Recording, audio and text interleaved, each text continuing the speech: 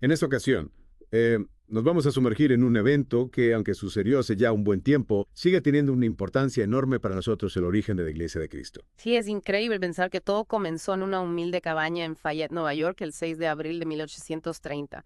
No fue un evento ostentoso, pero sí marcó el inicio de algo monumental, la restauración de la Iglesia de Jesucristo. Imagínate en esa pequeña cabaña un grupo de hombres reunidos con un propósito divino. ¿Te has puesto a pensar en la emoción, la expectativa, la solemnidad que debió haberse sentido en ese lugar?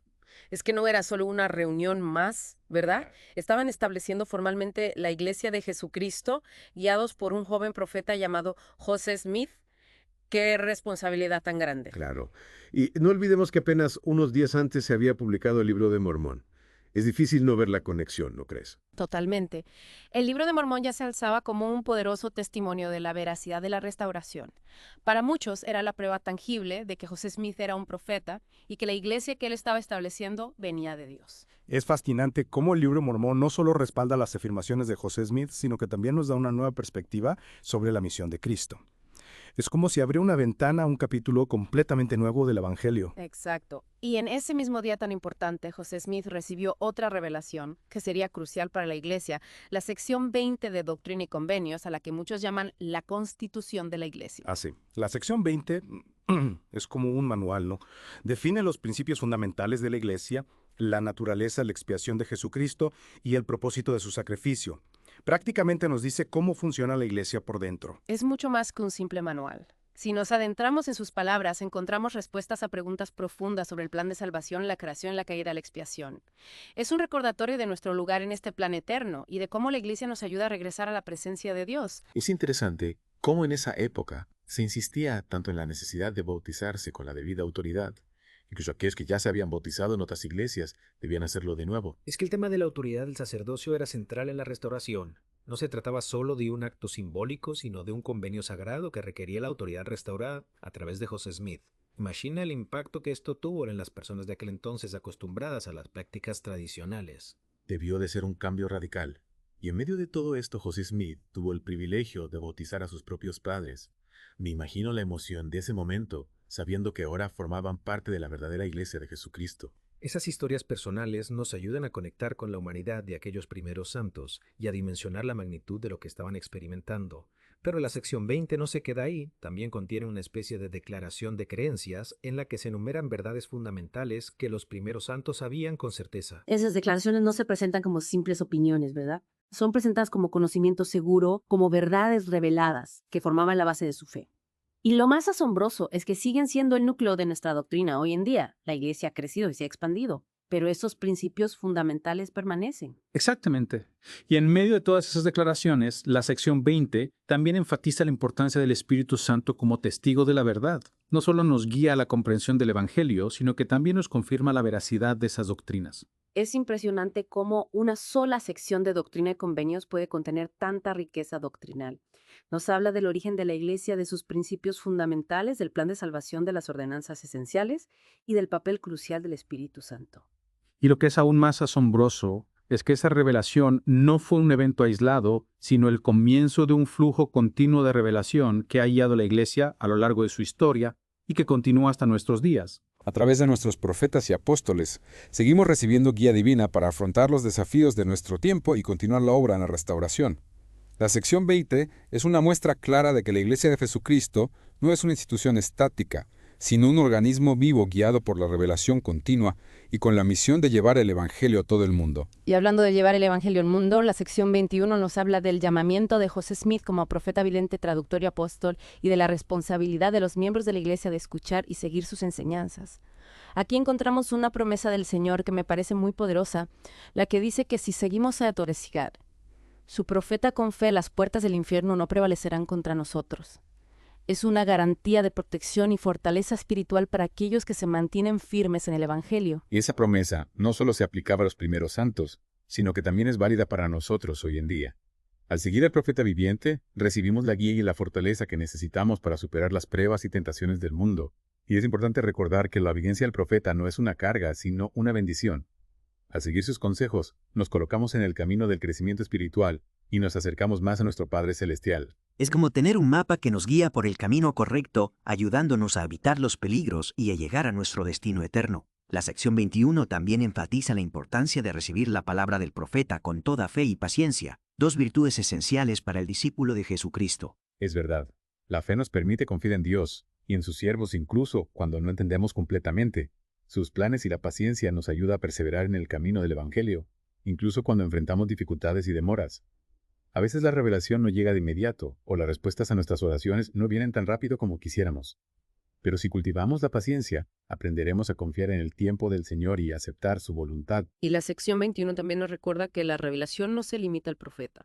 El Señor dice que bendecirá a todos los que trabajan en su viña y creen en las palabras del profeta porque a través de él les son dadas por el Consolador. Es decir, que todos podemos recibir revelación personal para guiar nuestras vidas y cumplir con nuestra parte en la edificación del reino de Dios. Exacto. Y esta revelación personal a menudo llega a medida que estudiamos las Escrituras, oramos con sinceridad y buscamos servir a los demás. Es como si el Señor nos estuviera diciendo, no están solos en esta obra.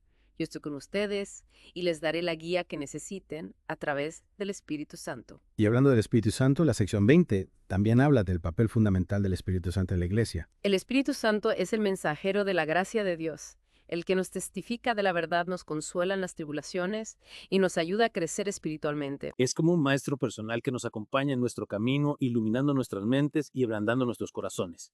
Y es a través del Espíritu Santo que podemos discernir la verdad del error, fortalecer nuestra fe y recibir la confirmación de que la Iglesia de Jesucristo ha sido restaurada en estos últimos días. La sección 20 también describe los deberes de varios oficios del sacerdocio. Es interesante ver cómo desde el principio el Señor estableció un orden y una estructura para su iglesia. Pero esa estructura no es rígida o burocrática, sino que está diseñada para servir a las necesidades de los miembros y para ayudarles a progresar en el camino del Evangelio. Es como un andamio que nos sostiene mientras construimos nuestra fe, proporcionándonos apoyo y guía en cada etapa de nuestro desarrollo espiritual. Y la sección 20 también describe las ordenanzas esenciales del Evangelio como el bautismo y la Santa Cena, enfatizando su importancia para nuestra salvación y nuestro crecimiento espiritual. Y esas ordenanzas no son meros rituales vacíos, sino que representan convenios sagrados que hacemos con Dios, comprometiéndonos a seguirle y a servirle. Exacto. Y a través de estas ordenanzas recibimos las bendiciones y el poder de Dios en nuestras vidas, fortaleciéndonos para vencer las pruebas y vivir de acuerdo con sus mandamientos. ¿Te has dado cuenta de que la sección 20 también nos da un vistazo a la naturaleza de la revelación continua en la iglesia? Por ejemplo, se menciona que la información sobre el oficio del sumo sacerdote se añadió más tarde después de que ese oficio fuera revelado en junio de 1831. Es cierto, es un recordatorio de que la revelación es un proceso continuo, ¿verdad? La iglesia no recibió todas las respuestas de golpe, sino que el Señor ha ido revelando su voluntad línea por línea, precepto por precepto, a medida que la iglesia ha ido madurando. Exactamente. Y esto nos enseña una lección muy valiosa sobre la paciencia y la humildad. A veces podemos sentirnos frustrados porque no tenemos todas las respuestas a nuestras preguntas o porque no entendemos completamente los planes del Señor. Pero la sección 20 nos recuerda que Dios revela su verdad en el momento y de la manera que Él considera más oportuna. Nuestra tarea es buscar esa verdad con diligencia, estudiar las Escrituras, orar con sinceridad y seguir la guía del Espíritu Santo. Y al hacerlo, podemos confiar en que el Señor nos irá revelando todo lo que necesitamos saber para nuestro progreso espiritual y para la edificación de su reino. Y hablando de edificación del reino, la sección 21 contiene una promesa gloriosa para aquellos que trabajan en la viña del Señor. El Señor mismo se compromete a bendecir a aquellos que trabajan con fe y siguen la guía de sus siervos. No importa cuán pequeña o insignificante nos parezca nuestra contribución, el Señor la valora y nos recompensará por nuestros esfuerzos. Esta promesa nos invita a reflexionar sobre nuestra propia participación en la obra del Señor. Estamos dispuestos a remangarnos y trabajar con diligencia en su viña.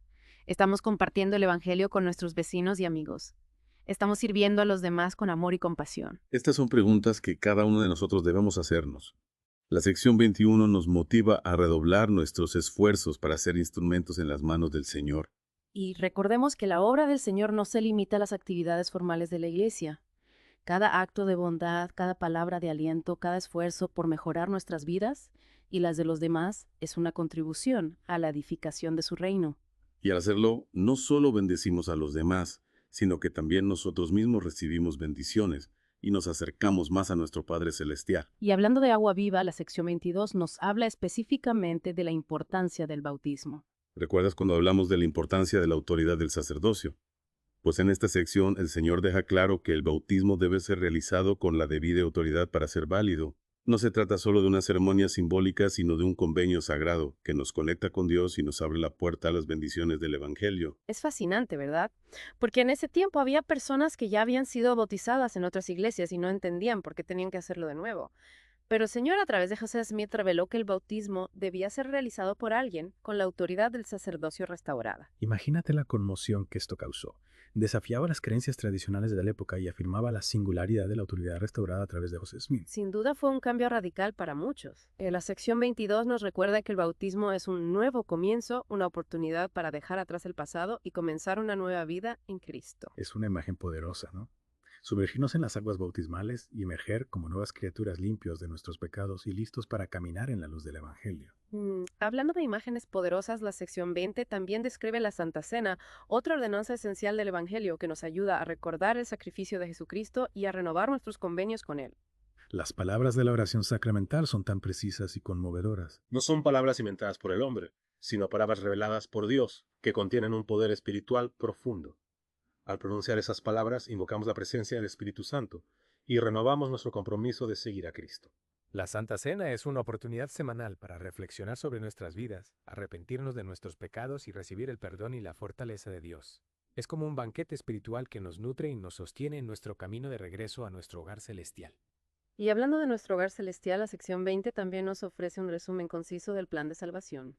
Describe la creación, la caída y la expiación de Jesucristo, ayudándonos a comprender nuestro lugar eterno y el propósito de nuestra existencia terrenal. Es como si el Señor nos estuviera dando un mapa para guiarnos de regreso.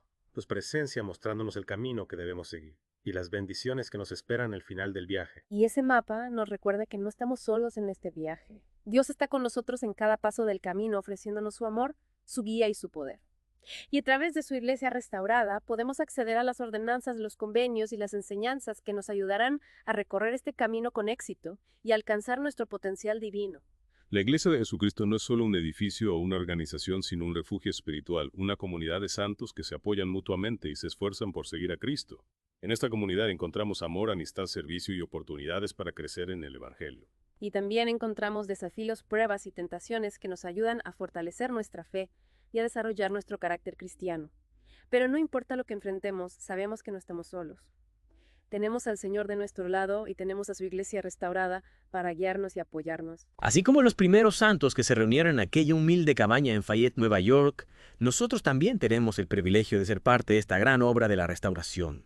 Y es nuestra responsabilidad compartir esta luz del Evangelio con el mundo, invitando a todos a venir a Cristo y a experimentar el gozo y la paz que solo Él puede dar.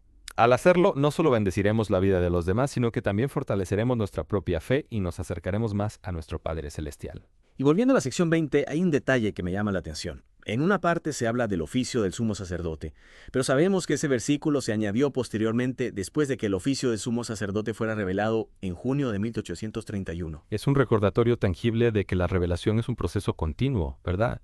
La Iglesia no recibió todas las respuestas de golpe, sino que el Señor ha ido revelando su voluntad línea por línea, precepto por precepto, a medida que la Iglesia ha ido madurando. Exactamente. Y esto nos enseña una lección muy valiosa sobre la paciencia y la humildad.